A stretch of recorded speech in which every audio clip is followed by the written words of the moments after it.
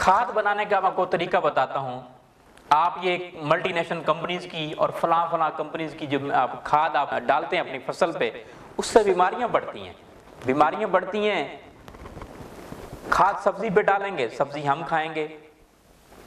खाद अपना जो है घास पे डालेंगे तो घास जानवर खाएंगे और जानवर को हम खाएंगे, उसका गोश्त खाएंगे, उसका दूध पिएंगे और फिर बीमारियां बढ़ेंगी, हमारे अंदर जेनेटिक प्रॉब्लम आएंगे। तो आप जो है कुदरती तौर पे आप खाद बना सकते हैं।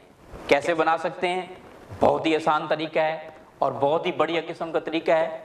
आप गाय का गोबर ले लीजिए 25 किलो, इसमें देसी गुड़ डाल लीजिए 2 किलो, चिकनी मिट्टी आप डाल लें 3 किलो, 3 लीटर जो है आप डाल लीजिए गन्ने का रस, चने का आटा डाल लीजिए और 4 किलो जो है नीम की चटनी आप डाल लीजिए और एक ड्रम में डाल के रख दीजिए और उसमें जो है 20 लीटर गाय का पेशाब हो, ये आप मिक्स करके रख दीजिए। रोजाना आप लकड़ी से हिलाते रहिए।